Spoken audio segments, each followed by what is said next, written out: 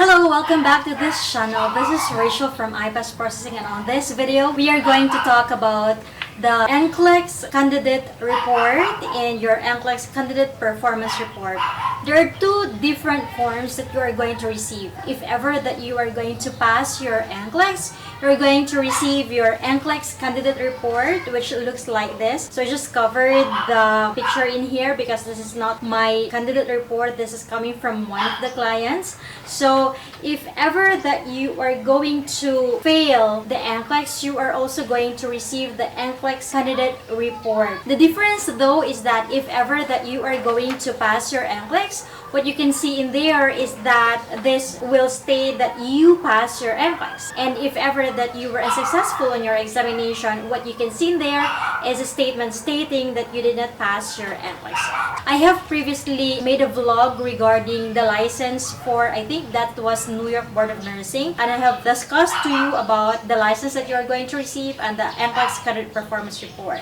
So I'm going to discuss it again, that if you are going to pass your NCLEX, you're going to receive your NCLEX candidate report. Some of the boards of nursing may not email or may not send the NCLEX candidate performance report to your home address or to the address that you use in the application, and you need to request it. So not all boards will email that to you. So it might be that you have to still ask it from the Board of Nursing, or in some instances, we are still going to pay for the Board of Nursing for us to get your NCLEX candidate report.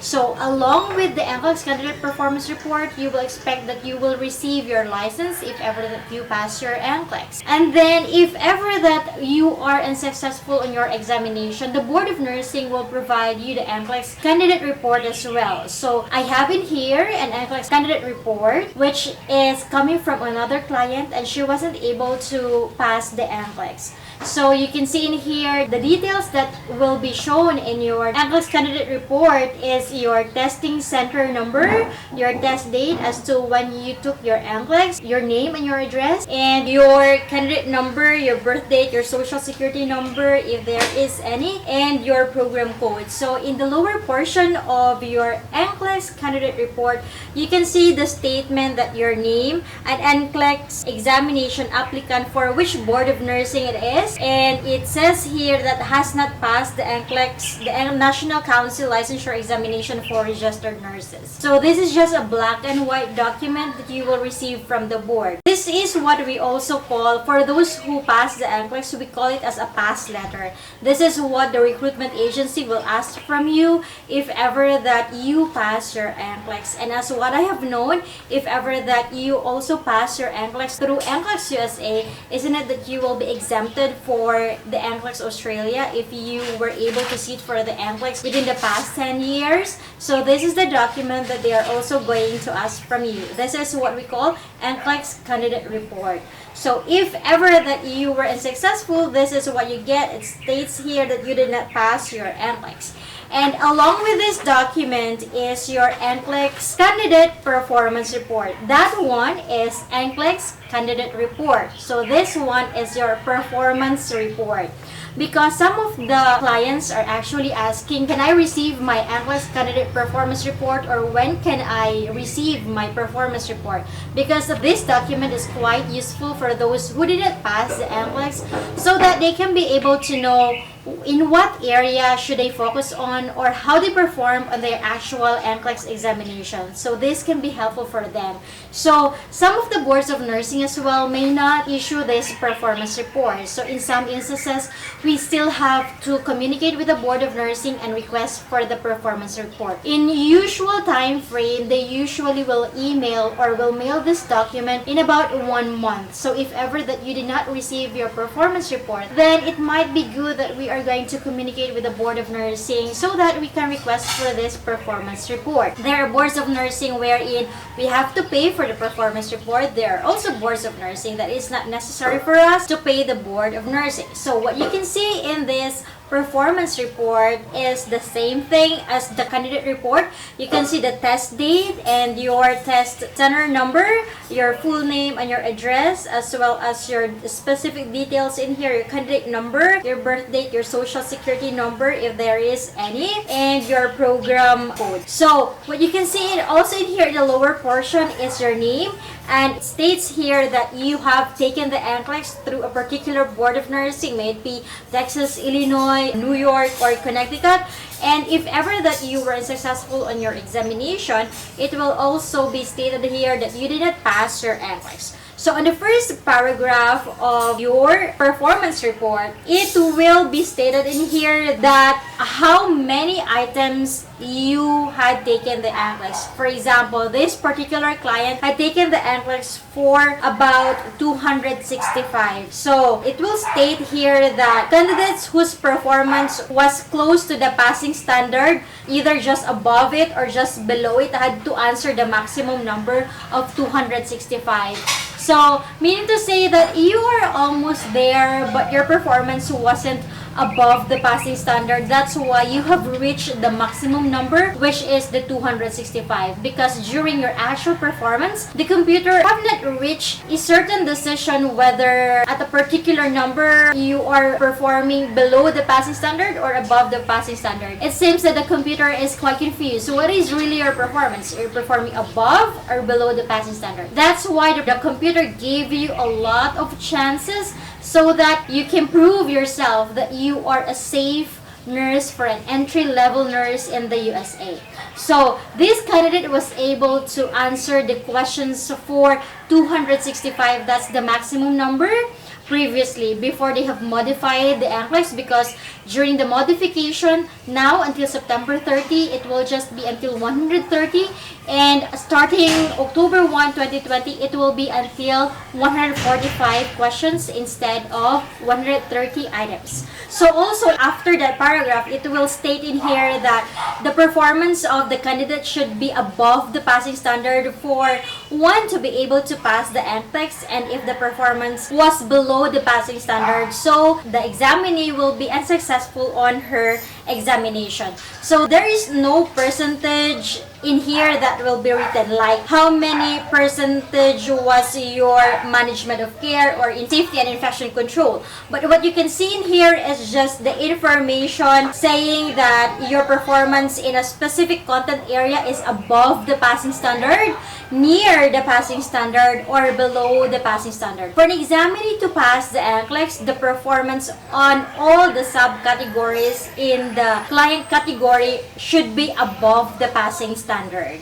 So in the lowermost portion of this paragraph, this NCLEX performance report, it says here that this document will help you assess yourself, which areas are your strengths and which areas are you weak at. And it's saying in here that even your performance on that particular client category is near the passing standard, you should still not take for granted to study that particular subcategory in the client needs category, even your performance was above the passing standard or near the passing standard. So you have to study everything that you have studied for you to be able to ace your NCLEX. So there are 2 pages for this NCLEX candidate performance report.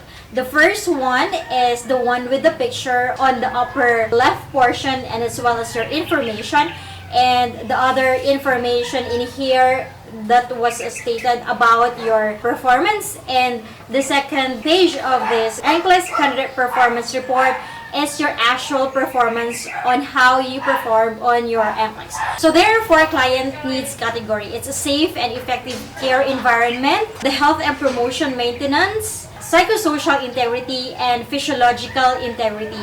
So it is also subdivided into subcategories for that specific client category, and that's what you can see in here, the subcategories. At the same time, you can also see the client needs category in here. So in your second page, you can see the management of care, which comprises the 17 to 23 of the examination, and the safety and infection control is 9 to 15% of the test, so on and so forth. So you can see in here the specific subcategory of the client needs category, and then how much of the certain percentage that you will be able to encounter during your actual examination, and how you perform on your NCLEX. So you can see on the left side portion of this specific document that you can see in here in near passing standard. You can also see below the passing standard, and there's no above the passing standard in here.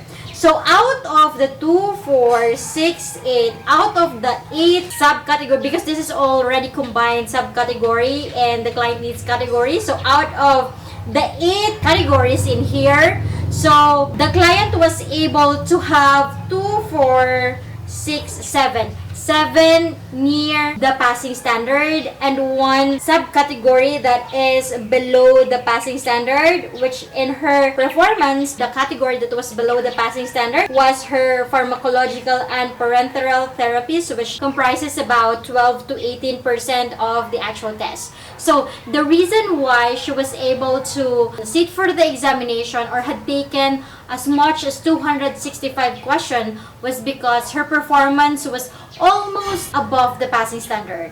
You can see in here, it's near the passing standard. So, as what I've mentioned to you in the previous videos as well, that there is a certain horizontal line and we treat it as the passing standard.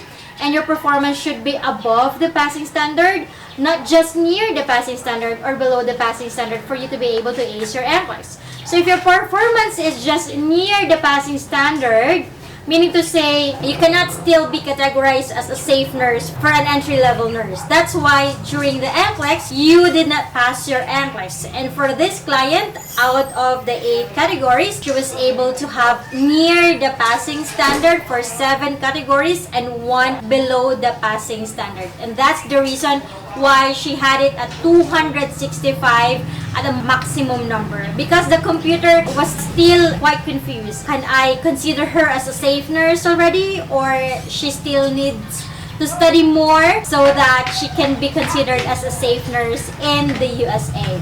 So that's for your NCLEX candidate performance report and your NCLEX candidate report. So if ever that you receive this document, you can see and you can use this document to check which categories or which items in the NCLEX that you should focus more on your preparation, so that on the second time that you are going to sit for your NCLEX, you can already be able to be successful on your examination.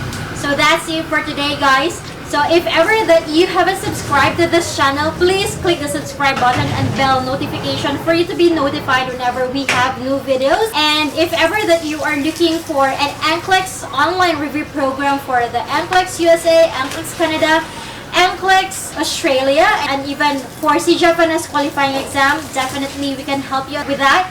And you can enroll for our online review program. So thank you very much to everyone, and thank you very much for your support. If you haven't subscribed, please click the subscribe button, because our goal is to reach 7,000 by December 2020. So thank you very much, everyone. God bless, stay safe, and bye-bye.